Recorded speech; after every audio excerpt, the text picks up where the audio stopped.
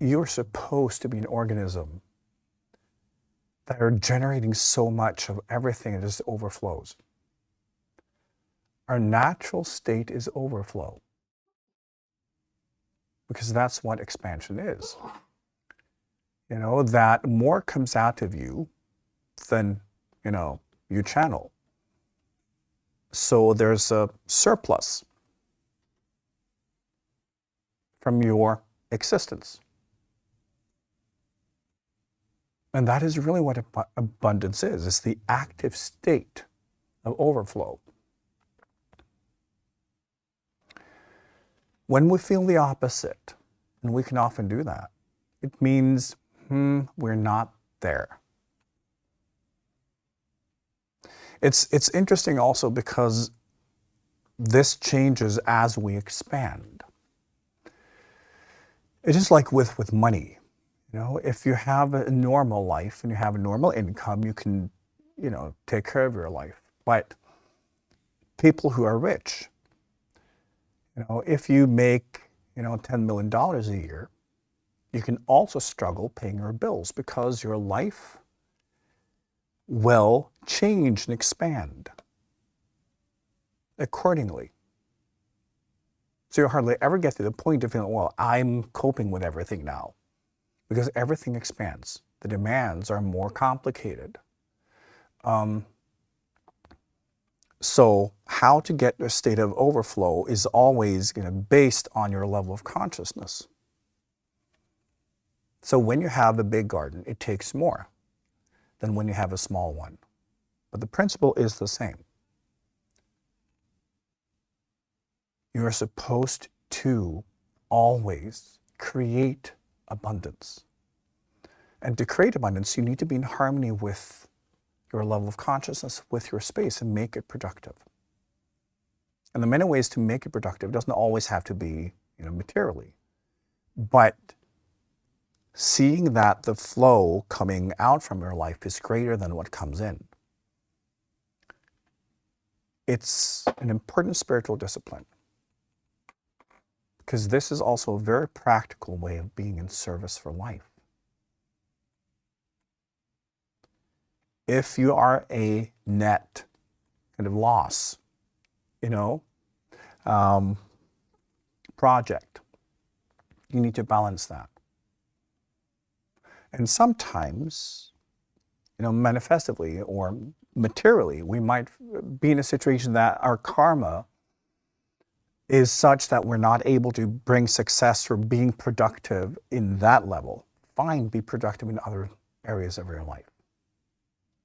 We can always contribute. We can always create and build abundance. If you're blocked somewhere, well, open yourself up somewhere else. Always be in a state of abundance. Always create abundance. And you learn, as you grow spiritually, that it's what you have to do, because it's how you expand. I've said many times before that true expansion is simply how much are you able to include, how much are you able to deal with as one organism, how much harmony can you create in one space. And that's also how you create abundance. And when you're in self-denial, when you play dead, you're certainly not creating abundance, because you don't even want to be there. So, when you have decided that parts of your garden are no-go zones, how can you possibly grow anything there?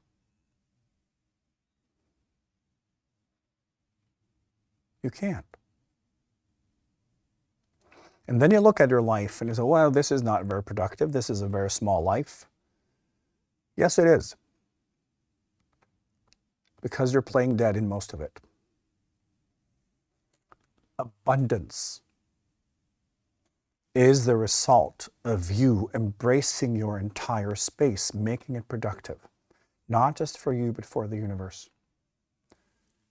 And you can't do that when you're only working, with a corner of your garden.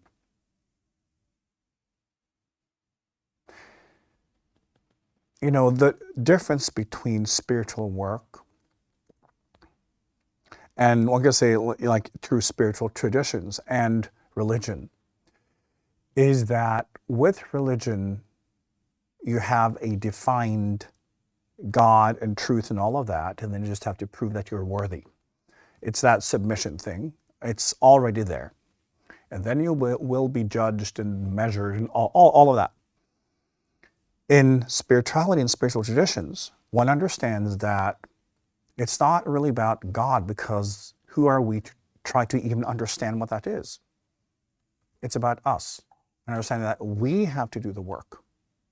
It's already given. It's there. My understanding of God will be, inadequate, to say the least. So the focus will be on our practices, what we do, how we expand, how we promote our own growth. It's not following rules.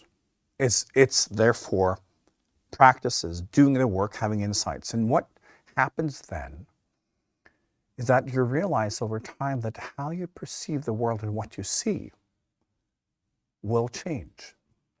So therefore, you know that whatever definitions you have will be updated and upgraded as you move.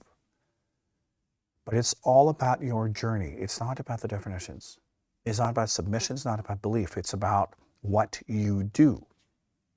So you shift the attention from just focusing on God to focusing on what do I have to do to expand my capacity for the divine, whatever that may be. It is practical, concrete work. And it's always about making the most, out of the garden you already have. Expanding your garden when you're already just using a corner of it.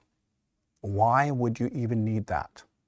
Why would the universe give you more garden to take care of when you have defined areas of your existing garden as no-go zones? This is why it's so imperative that you figure out how to stop playing dead completely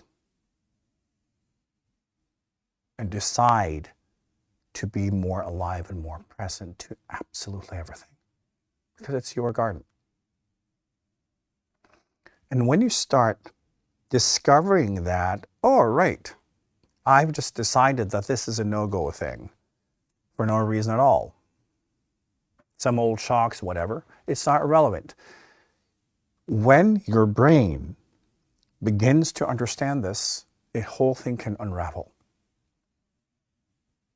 But you have to start. You have to confront yourself and the way you think and the way you approach life in general.